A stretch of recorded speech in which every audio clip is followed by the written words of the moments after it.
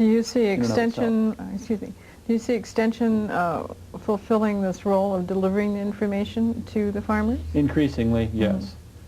But not just extension. I see Soil Conservation Service. I see increasingly the private sector, pest control advisors and so forth, picking up on this. I'm really encouraged at the way it's beginning to spread. Within the private sector, I see the resistance, a very stubborn resistance to sustainable agriculture, just melting like a spring snow. Do you I'm really? really encouraged, yes.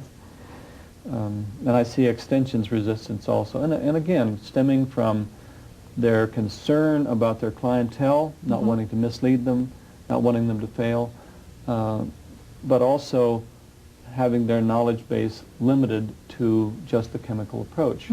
Now that's changing. The new legislation calls for having training sessions for all of extension by, I think it's 1992 or something like this. We don't have any funds for that yet, but we're, at least not through LISA. Environmental Protection Agency is kicking in $1 million, supplementing our $6.7 million LISA appropriation. And we plan to use a piece of that money to initiate training processes. For extension people? For extension people, but also for Soil Conservation Service, for private sector people. We want to train a new era of private entrepreneurs, you see. Many people want to make that transition. They're looking for consultants, pest control consultants, farm management consultants that can help them make that process. Transition without tears is our goal. I like that phrase. There's a great need for information out there, you feel. You know, people are wanting to find out. Yes. I had wanted you to talk about LISA, and I'd also asked that you, if you wanted to say anything particularly more about Bob Rodale, whose tragic death came recently. Yes. I was really privileged to know Bob for 10 years. He was a prime moving force. He was my mentor. I really cherished the times that I was able to come to Emmaus and sit down in his office beside his little fire and kick our feet up and just talk, you know, exchange ideas. I found him to be one of the most imaginative, creative people I have ever met. He just had an instinct for ideas that could work. He would spin off ideas just very rapidly, and he was not doctrinaire. He was not stubborn about his ideas. He would toss out an idea, and he had a number of trusted colleagues around him who would talk him out of ideas that simply had no hope of working. But then sometimes he would keep coming back, and these ideas would shape and evolve, and next thing you know, it was off and running. His creation of the regeneration network was an example of that.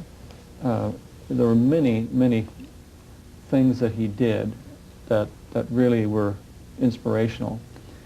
Much of what I know today about sustainable agriculture, alternative organic agriculture, is a direct result of that grant that I received from the Rodale Research Center in 1980 to do my sabbatic.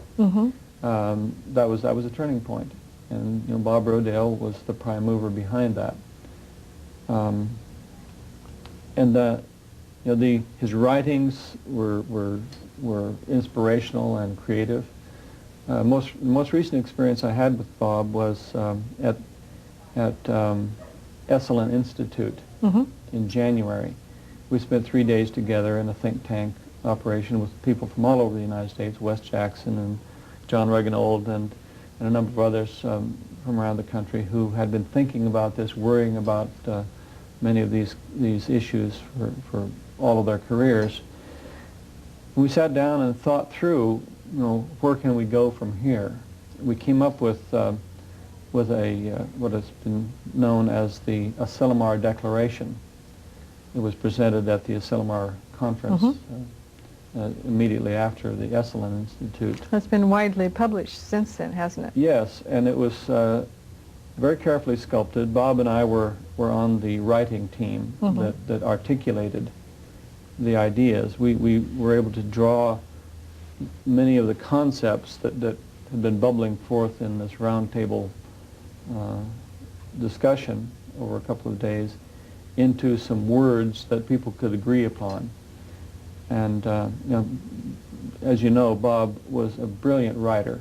He had his work in journalism and in English, and then his commitment to taking complex scientific findings, concepts, and translating them into plain English that Joe Sixpack can understand.